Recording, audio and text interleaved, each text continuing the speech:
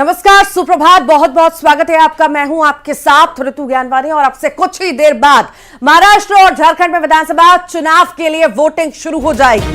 बता दें कि महाराष्ट्र विधानसभा की सभी 288 सीटों पर वोटिंग होगी, जबकि झारखंड में दूसरे फेज की 38 सीटों के लिए वोट डाले जाएंगे। इसके साथ ही 4 राज्यों की 15 विधानसभा और महाराष्ट्र की नांदेड़ लोकसभा सीट पर उपचुनाव के लिए कुछ देर में मतदान शुरू हो जाएगा।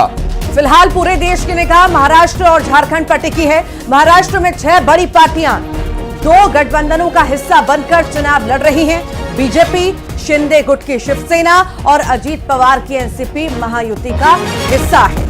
और वहीं जबकि कांग्रेस और उद्धव ठाकरे की शिवसेना, शरद पवार की एनसीपी और समाजवादी पार्टी महाविकास आघाड़ी का हिस्सा है। महायुति में बीजेपी 149 सीटों पर, शिंदे गुट 81 सीटों पर, अजीत पवार गुट 59 सीटों पर चुनावी मैदान में, जबकि महाविकास आघाड़ी में 101 सीटों पर कांग्रेस, 95 सीटों पर उद्धव ठाकरे गुट की शिवसेना और 86 सीटों पर शरद पवार गुट की एनसीपी के उम्मीदवार चुनावी मैदान में हैं।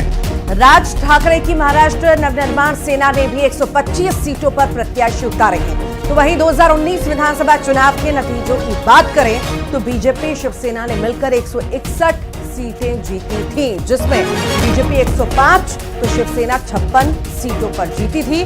दूसरी तरफ कांग्रेस, एनसीपी 98 सीटें जीतने में सफल रही थी। इसके अलावा एनसीपी ने 54 और कांग्रेस ने 44 सीटों पर जीत दर्ज की थी और इसके अलावा 16 सीटों पर छोटे दलों ने बाजी मारी थी, तो 13 सीटों पर निर्दलीय विधायक चुने गए थे।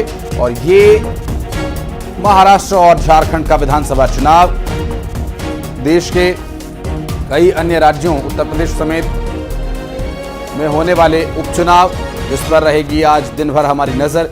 इन चुनावों से जुड़ी महत्वपूर्ण जानकारी आप तक पहुंचाते रहेंगे।